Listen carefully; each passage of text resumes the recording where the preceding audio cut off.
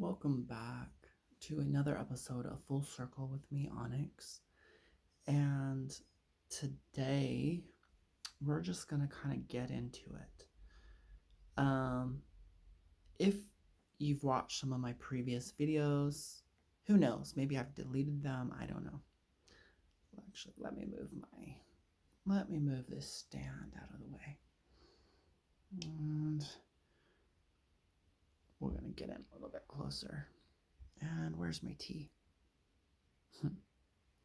If you've watched my videos, you know I drink a lot of tea. But actually, my favorite magical tool is the crystal ball. And the crystal ball will develop all of your magical abilities. So it is kind of a curiosity of mine. So, a little backstory, you know, ever since I was little, I was kind of like obsessed with kind of like all things magical. So I've had many magical spiritual experiences, many shaman like experiences over the years. It wasn't until later that I took formal Western mystery school magic classes and graduated. And the teacher said, Onyx, I want you to take over my school. And I was pretty young at the time. And I'm like, I don't think I can do it. So I kind of ran away from the responsibility. The teacher of our magical mystery school ran a special course for psychic development. And at that time, we were working with the Black Mirror and we were summoning beings in and out of the mirror, and all this stuff was going on. In my personal life, I was receiving a lot of resistance. A lot of people in my family were afraid for me, shaming me uh, for going to this magical school and, investing my money into it.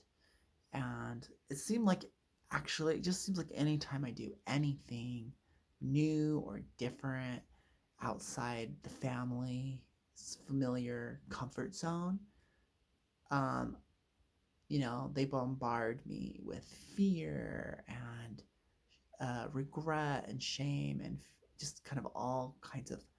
It's like, why? Anyways, so at that time, I was like, you know what? I don't feel ready to take on a mystery school. I'm one person.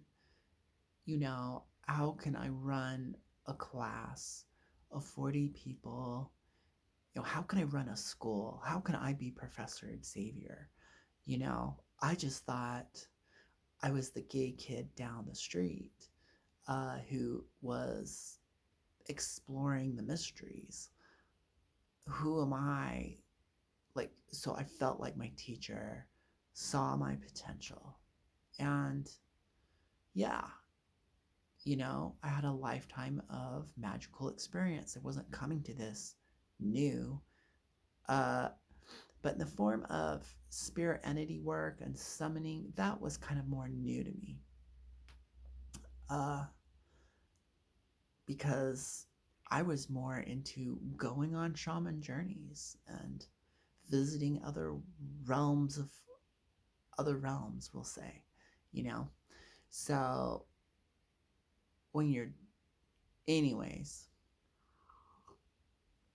so I felt like the most fun we actually had throughout the program was the specialty class of psychic development. Um, and so then I was allowed to, be an alumni, being, you know, kind of off the grid within the school, but still in the school, you can specialize. So I kind of like specialize. I was like, okay, I'm not really going to teach classes and open up a school, but what I'm going to do is focus on Kabbalah meditation for myself. I'm going to ascend. And I did that. That's all I can say. I use the tree of life to ascend, connect to the I am presence. And it was a long journey. There was a lot of baggage to remove. Um, and I feel like, that will be a continuous journey for all of us. Um, but now when I circle back around, how do I want to bring it all together? One of the, so middle pillar meditation is foundation cornerstone Western mystery magic. If you can master the middle pillar, uh, meditation, then you will be connected to all the powers that need to be present in your high magic uh, development. So, I know we're talking later, kind of mixed in between all this chaos, this circus of developing the individual self, because things come in cycles and seasons. There's breakdowns and breakthroughs, there's growth, there's transformation. Uh, the crystal ball has been weaving itself in and out of my life, in and out. Just, I've had a few experiences that affirm to me working with the crystal ball is legit. It's like next level. And so it seemed like whatever I was working on, whatever I was really into, um, never fit the time period. And then everyone else was doing it later. So when I was in high school, I was really into yoga. And yoga wasn't that popular, and now everyone's doing it. Then I started an occult magical channel on YouTube before COVID, and I had 700 videos. COVID hit. I actually uh, had some major trauma happen in the background of my life. So I deleted my videos and kind of hit a reset button, and I felt lost and I didn't know what to do with myself. I kind of like fell off the path, stumbled down the hill, hit my head on a log, and was out for years. You know, just kind of fight, fight, flight, and freeze mode. I kind of went into freeze mode after I got COVID. Um, and then, of course, I got into a toxic relationship. And then I went into freeze mode again, kind of never came out of it. And then luckily, I've actually been able to get out of freeze mode. Uh, we have a dog, a house dog now, that's been my emotional support system. And kind of like she helped me get out of freeze mode because I have to walk her every day. I have to kind of take care of her. She's not even my dog. That she's a blessing, an angel in disguise. So now I feel, wow, that was a learning lesson. Uh, but for me, so kind of getting more back, what's the point, Onyx, of your conversation? It's, I want to create a program for people who want to work with and master the crystal ball.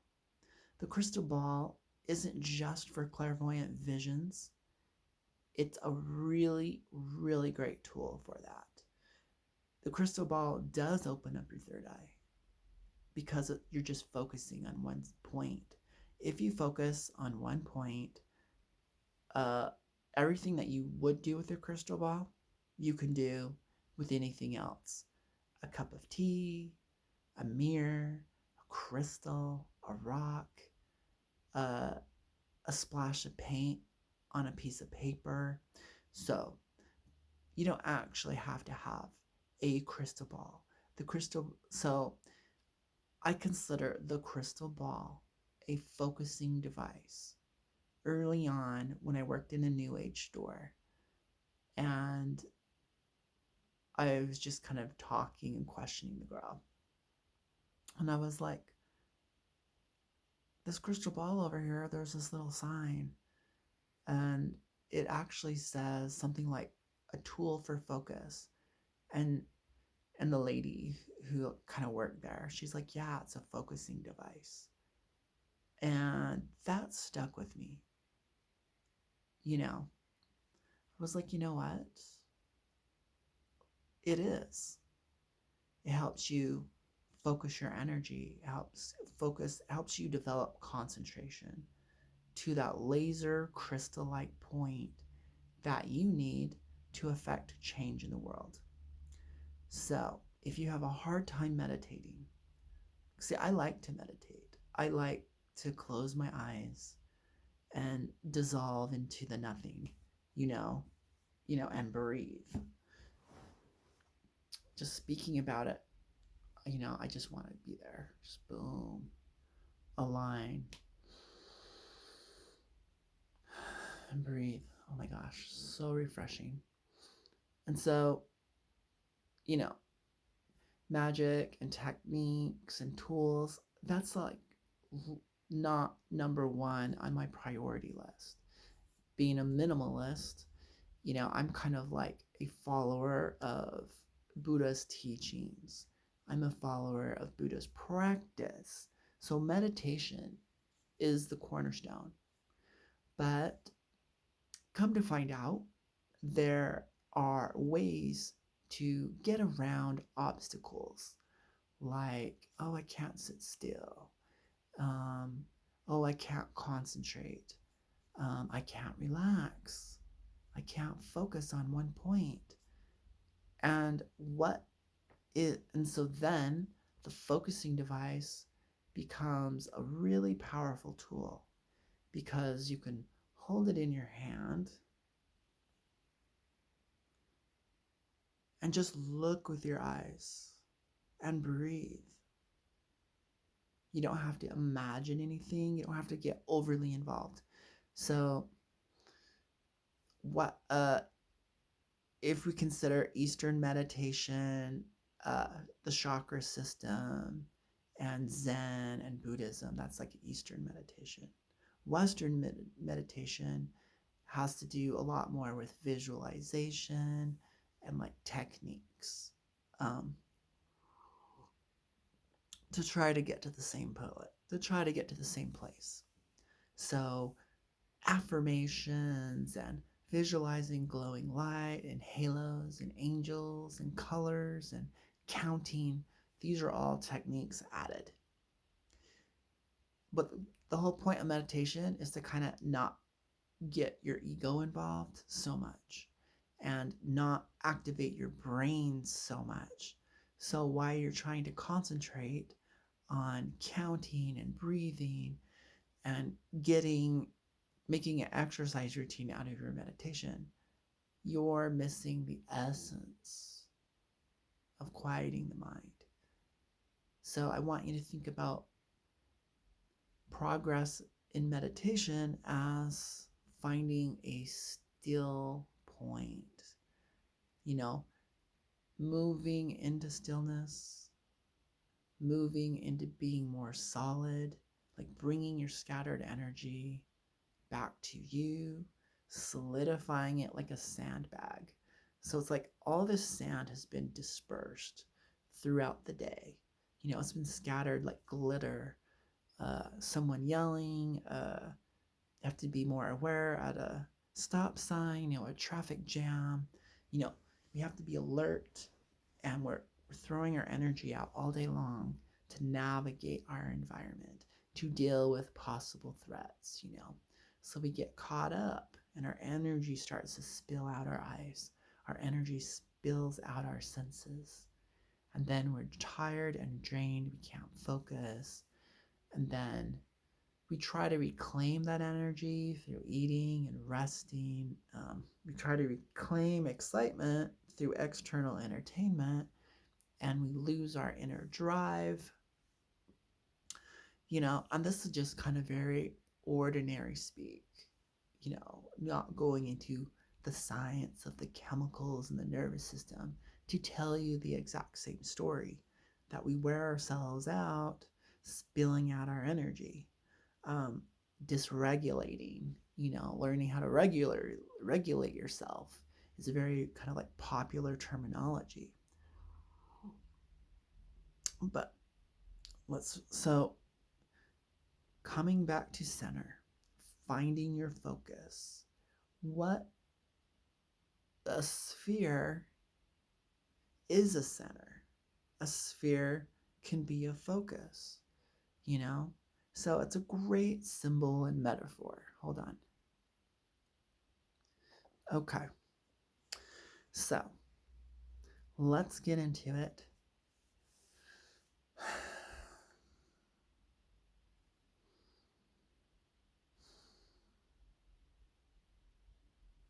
So the ritual, the practice is going to be taking 3 breaths. And so from now on, when you're going to work with your crystal ball, you're going to take 3 breaths. They don't need to be intense.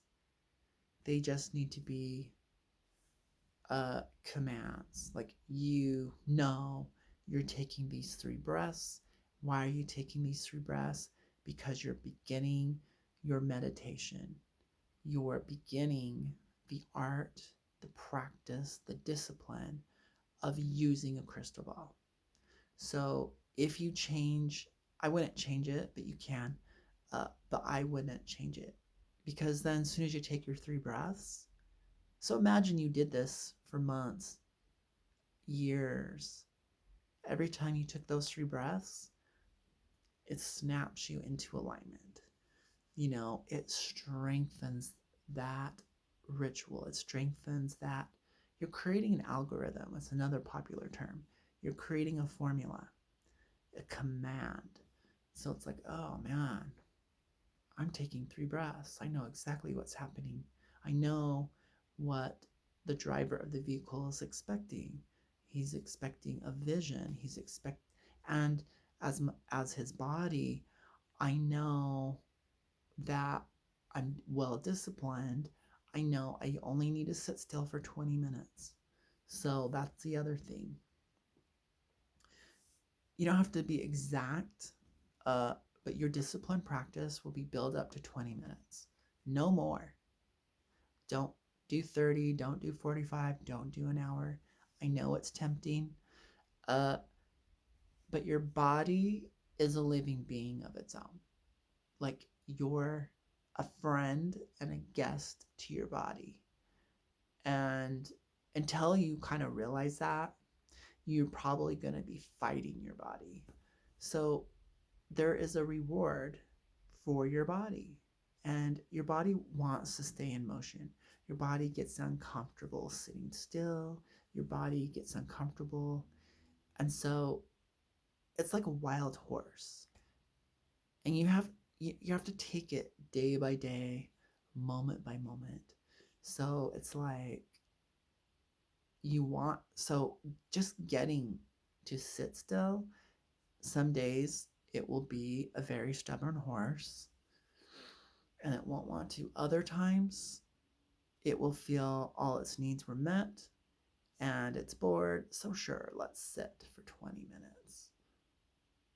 And your body is trusting you that what you say goes. You're not going to break your word. You are your word, especially if you're a wizard and you become highly disciplined. Then what you say goes. So you're training your body, you're training your mind. And so another good way to train yourself is learn to read, okay? Reading trains you. Anyway, so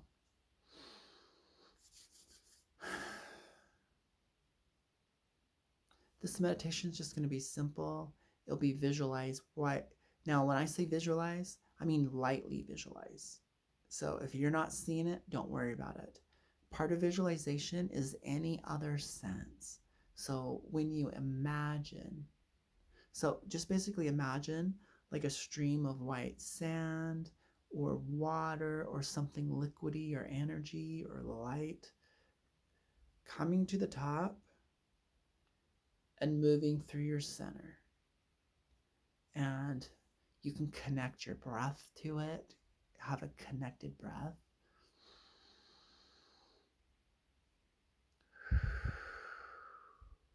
You can even put your arms into it, bring it up to the crown, and pour it through the center of your being. When it gets to your hips, let it get heavier like sand. So we're softening our body.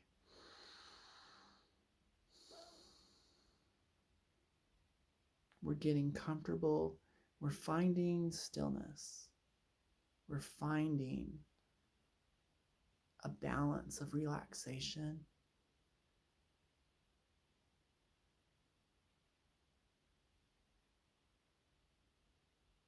And really, I like to just then hold my focus at the center of my brain. So it's behind my eyes, it's above my ears, it's the center of my brain.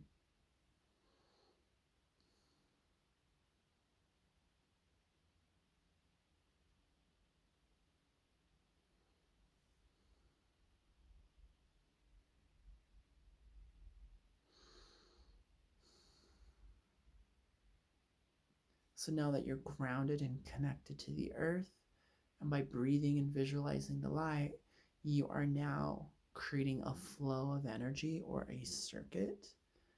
And that circuit will just run on its own. You can release, you don't have to overwork it.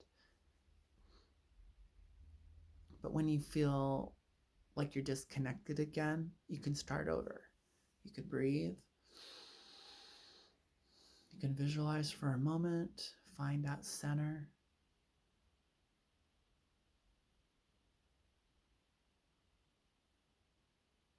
What I like to do is we're always looking forward.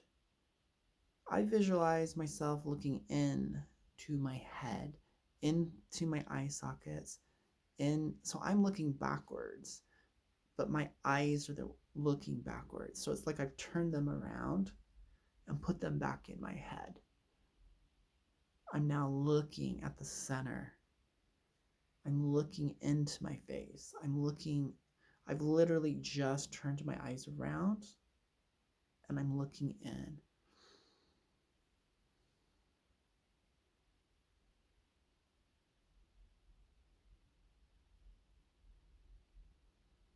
And I'm looking at something smaller than a dime, or about the size of a dime to the size of a pea. So it's just, and I don't concentrate really hard. I just gently look. I'm looking inward.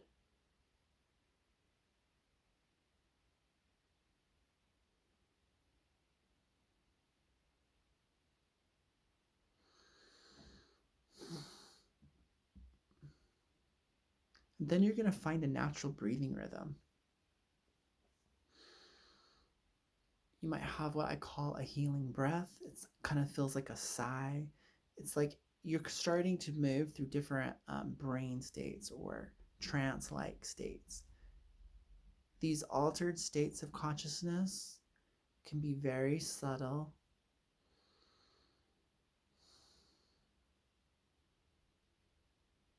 So I'm literally just holding my focus at the center of my head. Now I'm ready to use the crystal ball. I will either hold it in my hand. I switched my crystal ball. I felt like this one was better for use for this demo. I can hold it in my hand at a clear range. So if you need a little distance, you could put it on a stand. I actually have one that I like to use. So, and then you just look directly into the center. So just like we did with our eyes and we looked inward to center, we now just open our eyes and look into the center of your crystal ball, literally dead center, size of a pea. Visualize lightly a color, a light. I like to just do a black dot, the size of like a standard pencil eraser. So it's probably 4 millimeters in diameter. And breathe and look. And breathe. And gently hold the gaze. Now, whatever happens is part of the process of learning to crystal gaze. I don't really like the word scrying. It kind of seems weird. People sometimes say it wrong and say scree. I like to say gaze because you're looking. You're gazing at something softly. A gaze is kind of a soft look. It's a particular kind of look. It's kind of I'm holding my focus on you. I'm not straining. I'm just gazing. And so you might find that stuff comes up for you. Uncleared stuff. So, I haven't said what I needed to say to my boss. Or there's some things pending, a conversation with a friend. Oh, I have a to-do list. Oh, all that stuff is piled up on your ability to vision. And so if you need to eat, if you need to make that phone call, you got to put things to rest. So you have a lot of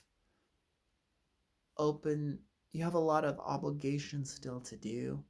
Literally, some of those things can't be done until a few days or a few weeks. Fine. Acknowledge it. Say, okay, yes, I need to talk to my boss. But, so you have to really be your word when you're actually going to go to the next level with magic. You have to learn to make promises to your body, promises to your mind, promises to yourself, contracts, oaths. People freak out. Oh my God. You want me to take an oath? You want me to sign a contract? You want me to make a pact? I'm like, yeah, because you have to be your word. If your body knows you're only going to do your practice for 20 minutes, and it trusts you, it will let you do it. If your mind knows that you promised to make that phone call to ease your consciousness and you follow through, your mind will relax. So one of the biggest reasons why we have all this, why people need counseling and why people have all these so-called disorders is because they're breaking their oath and their word with themselves. They've lost integrity. And then it just shows up in their biology. Okay? So one of the biggest things about being a true wizard is you don't break your word, especially to yourself. How else can you command demons? How else can you command forces? How can your words have any power? Okay? So, big throat chakra clearing right there for someone. A big master key. So, integrity as supposedly, so people who are uninitiated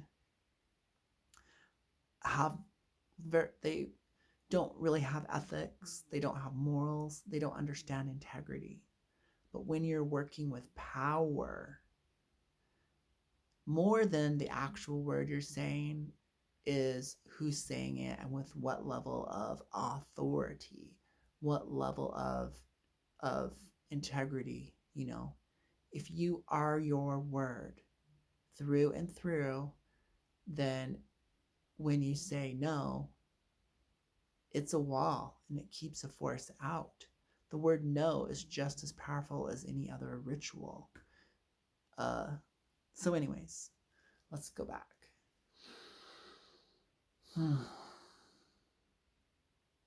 Find your center, ground, center, flow energy. Breathe, relax, and then you got to kind of let go. So this is really big. You got to let go and let. So now tease your crystal ball, tease your vision. So you might, oh, I can't really see a color. Well, that's great. Imagine one. Okay, now I'm starting to see green. Oh, it's turning blue. Let it turn blue. So you have to finesse with imagination. Imagination is kind of a building block, but it's also a command. And so your mind is learning what you want it to do. It's like you want me to have a vision on the screen of a crystal ball or whatever you're using in your teacup, the reflection in your toilet. I don't know what you want to do. You can you can gaze anywhere and have visions. So you're just projecting your inner vision outward. That's all you're doing. So you can use whatever type of surface you want. Okay. You can use your fingernail, you can use your favorite ring, but I just really like crystal balls, just because they're cool.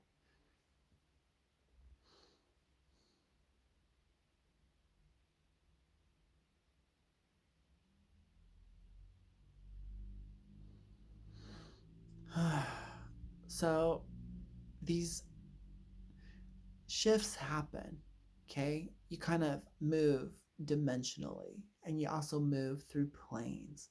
And so the flexibility to just kind of let go and let it take you, the flexibility to kind of let things melt and morph is like learning to swim through psychic waters.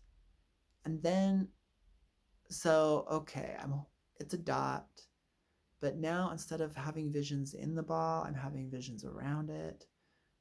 I'm like in a jungle. Oh my gosh. But I'm trying to hold the image of a dot. Onyx said, a dot in my crystal ball. But I literally see like all this and I hear jungle noise. It's working. Your visions just happen to be on the periphery. It's happening in your aura. You've, so good job. Congratulations, actually. Like, that's great. Um, but so looks like we're gonna have to continue this video because we're running out of time.